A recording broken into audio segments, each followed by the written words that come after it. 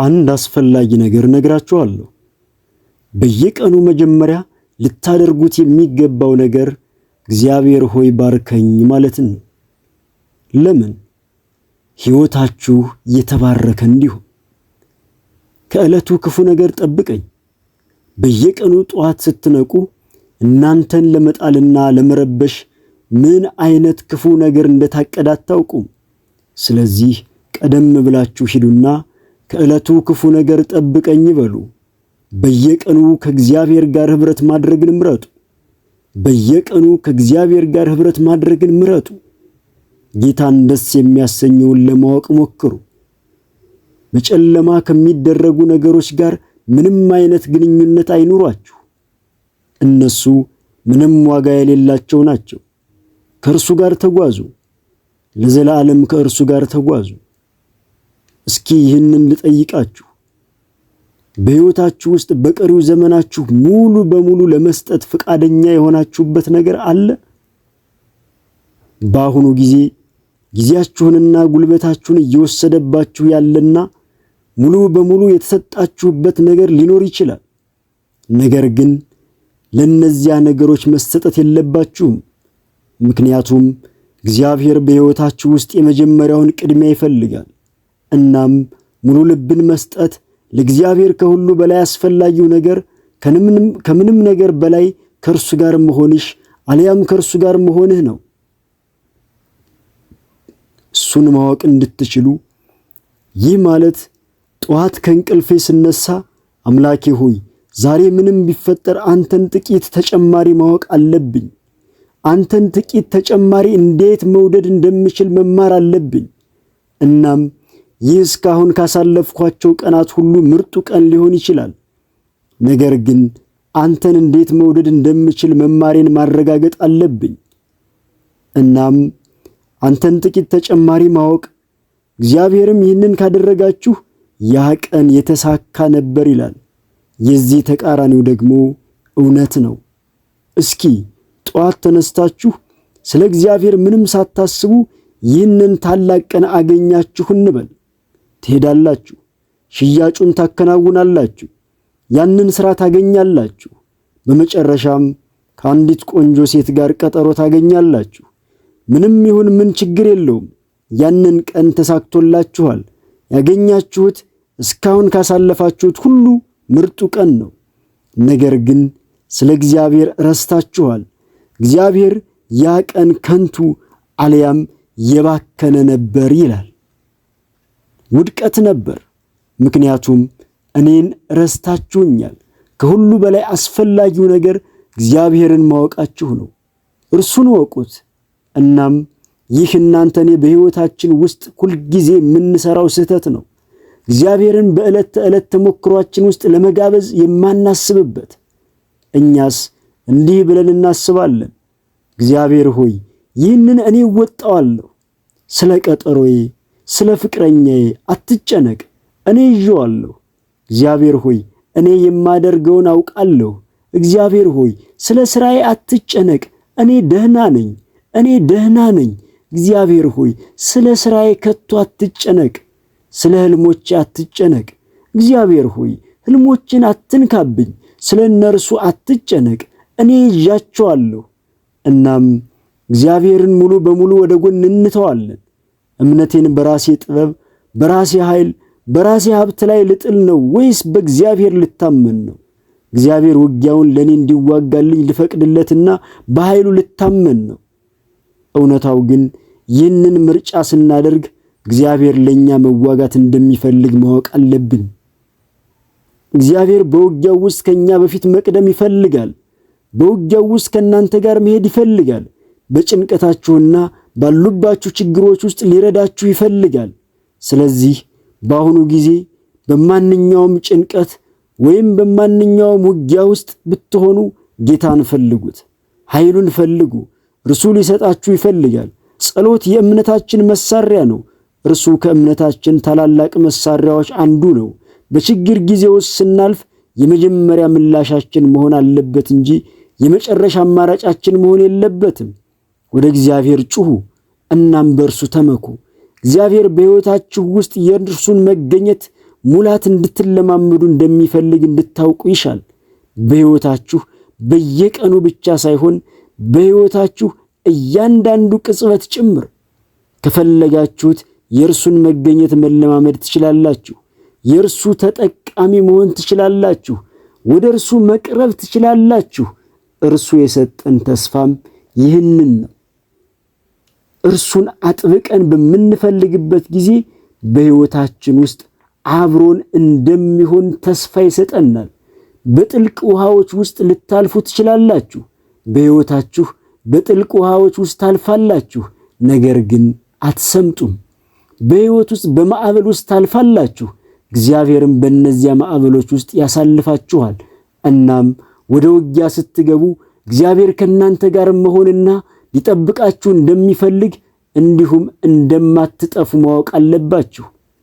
ከመጽሐፍ ቅዱስ ታላላቅ እውነቶች አንዱ እግዚአብሔር ከኛ ጋር ከሆነ ማን ይቃወመናል የሚለው ነው። የክርስቶስ ግብዣ ለእናንተ ይሁንላችሁ። በማቴዎስ ወንጌል ምዕራፍ 11 ላይ እንዲህ ብሏል፣ ወደ እኔ ኑ አለ። ይህም የመፈለጉ ወይም የመሻቱ ክፍል ነው። እናንተ ደካሞችና ሸክማችሁ የከበደ ሁሉ ወደ እኔ ኑ። ወደ ታች ለሚጎትቷችሁ ለሚከብዷችሁ ነገሮች ሁሉ ተስፋው ይኸውላችሁ፣ እኔም አሳርፋችኋለሁ። እኔ በልቤ ትሑትና የዋህ ነኝና ከእኔ ተማሩ፣ ለነፍሳችሁም ዕረፍት ታገኛላችሁ። እናም በታላቅ ታማኝነትና ቅንነት ልነግራችሁ የሚችለው ነገር ቢኖር በምድረ በዳ ውስጥ ወይም በውጊያ ውስጥ ከሆናችሁ እናም በዚያ ቦታ ለረጅም ጊዜ ከቆያችሁ የእግዚአብሔር መገኘት ከእናንተ ጋር ይሆናል። እርሱም ይጠብቃችኋል፣ እርሱም ዕረፍትን ይሰጣችኋል። እኔም ያንን ካገኘሁ የሚያስፈልገኝ ሁሉ እሱ ብቻ እንደሆነ ተረድቻለሁ። ሁሉንም መልሶች ማግኘት ወይም ሁሉንም ነገር መረዳት አይጠበቅብኝም። ነገር ግን እግዚአብሔር ካለኝ እርሱ መኖሩን ከተሰማኝና ካወቅኩት ያኔ እኔ ደህና ነኝ። ታዲያ የእግዚአብሔር በረከት እንዳያመልጠን እንዴት ማረጋገጥ እንችላለን? እርሱን በምንፈልግበት ጊዜ እንግዲህ ታላቅ መመሪያ የሚሰጠን የምናውቀው አንድ ጥቅስ አለ። እርሱም መጽሐፈ ምሳሌ ምዕራፍ 3 ቁጥር 5 እና 6 ነው። እንዲህ ይላል፣ በሙሉ ልብህ በእግዚአብሔር ታመን፣ በራስህም ማስተዋል አትደገፍ። በመንገድህ ሁሉ እርሱን እወቅ፣ እርሱም ጎዳናህን ያቀናልሃል። ይህ መታመን የሚለው ቃል ትርጉም በምቹ መንገዶች ብቻ በእርሱ መታመን ማለት አይደለም። በቀላጭ መንገዶች ብቻ ወይም በመንፈሳዊ መንገዶች ብቻ ሳይሆን በሁሉም መንገዶች በእርሱ መታመን ማለት ነው። በሕይወታችን ውስጥ ባሉን ነገሮች ሁሉ በትልቁም በትናንሹም ከዚህ በፊት በሄዳችሁባቸው የሕይወት መንገዶች ላይ በእርሱ ታመኑ። ደግሞም መቼም ቢሆን ሄዳችሁባቸው በማታውቋቸው መንገዶች ላይ በእርሱ ታመኑ።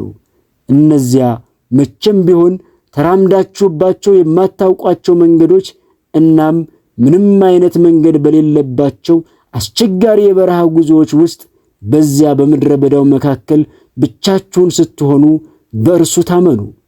እዚህ ቦታ ላይ ይህ ማወቅ የሚለው ቃል ጥልቅ የሆነ የቅርብና ዘልቆ የሚገባ ግንኙነትን ያመለክታል። ሰውን በጥልቀትና በሙላት ስሜት ወደ ማወቅ የሚደርሱበት እግዚአብሔር ከእናንተና ከእኔ ጋር ሊኖረው የሚፈልገው የህብረት አይነት ይህ ነው። ስለዚህ የሕይወታችን ግብ ይህ መሆን አለበት። በሕይወታችን ማንኛውም መስክ እግዚአብሔርን መፈለግ አለብን። ምን ማድረግ እንዳለብን በማናውቅበት ጊዜ ደግሞ ምን ማድረግ እንዳለብን በምናውቅበት ጊዜም እንኳ እግዚአብሔርን መፈለግ ያስፈልገናል። በትልቁም ነገር በትንንሹም ነገር እርሱን መፈለግ አለብን። በዕለት ተዕለት ንግግሮቻችንና በዕለት ተዕለት ሕይወታችን ውስጥ ልንጋብዘው ይገባል። ምክንያቱም የትናንት ድሎች የዛሬን ስኬቶች አይወስኑም። ያለባችሁን ችግር እንዴት መፍታት እንደምትችሉ የምታውቁ ቢመስሏችሁ እንኳ አሁንም ወደ እግዚአብሔር መሄድ አለባችሁ። አሁንም በእርሱ መታመን አለባችሁ። ምክንያቱም ከእግዚአብሔር ጋር ተገናኝተን ካልቀጠልን በቀር የትናንቱ ታላቅ እምነት የዛሬን መተማመን ሊሰጠን አይችልም። ምክንያቱም እርሱ ሕይወታችንን መባረክ ይፈልጋል። እግዚአብሔር ለሕይወታችሁ ምርጡን ነገር እንዲኖራችሁ ይሻል። እጁ በሕይወታችሁ ላይ እንዲሆን ጥበቃውንም ሊሰጣችሁ ይፈልጋል። እንዲሁም መገኘቱን፣ እረፍቱን፣ ተስፋውንና ለእናንተ ሊያደርግላችሁ የሚፈልጋቸውን ነገሮች ሁሉ እርሱ ይህንን ይፈልጋል። ሁለተኛ ዜና መዋዕል ምዕራፍ 16 ቁጥር 9 እንዲህ ይላል፣ የእግዚአብሔር ዓይኖች በምድር ሁሉ ላይ ይመለከታሉ፣ እነርሱን ለማበርታት በምድር ሁሉ ላይ ይመለከታሉ። ልባቸው ሙሉ በሙሉ ለእርሱ የተሰጠውን ይህ ጥቅስ እግዚአብሔር እንደሚፈልግ ወይም እግዚአብሔር እንደሚሻ እየተመለከተ እንደሆነ ይናገራል። ሊባርካቸው ዘንድ ሙሉ በሙሉ ለእርሱ ለመስጠት ፈቃደኛ የሆነን ሰው ወይም ሕዝብ፣ ግለሰብ ወይም ቤተክርስቲያን በምድር ሁሉ ላይ እየፈለገ ነው። እጁም በእነርሱ ላይ እንዲሆን እንዲሰጣቸውና ምርጡን ነገር ለእኔም እንዲሰጡኝ እርሱ እናንተን እየፈለገ ነው። እግዚአብሔር ከኛ እንድንፈልገው ይሻል። ነገር ግን እርሱ ራሱ እየፈለገን ነው። ስለሚወደን ይፈልገናል። ደግሞም ምርጡን ነገር ሊሰጣችሁ ይፈልጋል። እኛ የራሳችንን ኃላፊነት መወጣት አለብን። ከዚያም ጭንቀታችንን በእርሱ ላይ መጣል አለብን። ልታደርጉት የምትችሉትን ነገር አድርጉ። በሕይወታችሁ ውስጥ አንድ ነገር ልታደርጉላቸው ለምትችሏቸው ነገሮች የምትችሉትን አድርጉ። ምንም ማድረግ በማትችሉበት ጊዜ ግን ጉዳዩን በእግዚአብሔር ላይ ጣሉት፣ በእርሱም ታመኑ። ችግር ያለባችሁም እንኳ በሕይወታችሁ ብትደሰቱ ምንም ችግር የለውም፣ ፍጹም ችግር የለውም ነው ያልኩት። እግዚአብሔር በእናንተ ችግር ላይ እየሰራ ባለበት ጊዜ እናንተ ቀጥላችሁ በሕይወታችሁ ብትደሰቱ ምንም አይደለም። ምንም ነገር እየሆነ አይደለም ማለት አይደለም። ነገር ግን ነገሩ እንዲሆን እያደረጋችሁ ያላችሁት እናንተ አይደላችሁም ማለት ነው። ስለዚህ ዛሬ ምሽት በሕይወታችሁ ውስጥ ምንም ነገር እየተካሄደ ቢሆን ሌላ ተጨማሪ ቀን በከፍተኛ ሐዘን አታባክኑ። እንዲሁም በለቅሶ በጭንቀትና በተስፋ መቁረጥ ቀናችሁን አታባክኑ።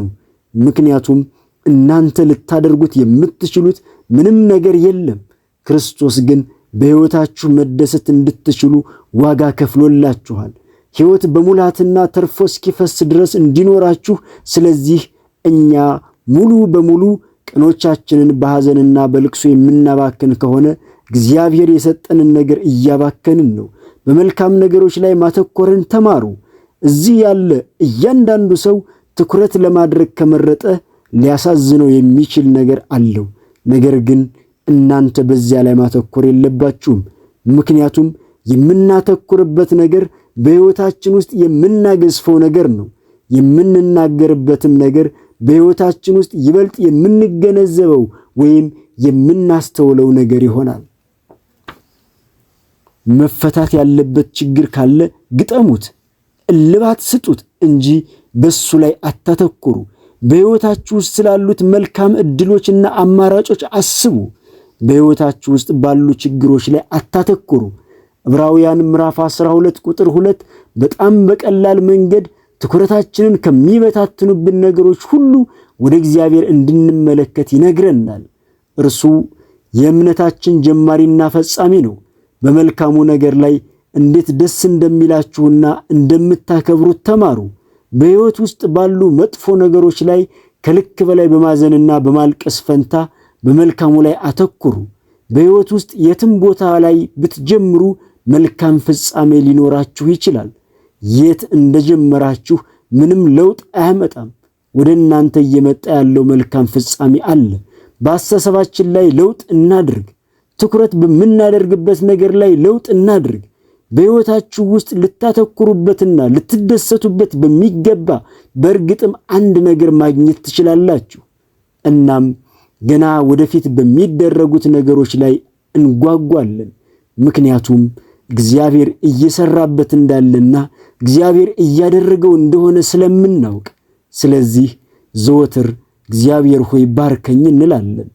እግዚአብሔር ሆይ ባርከን።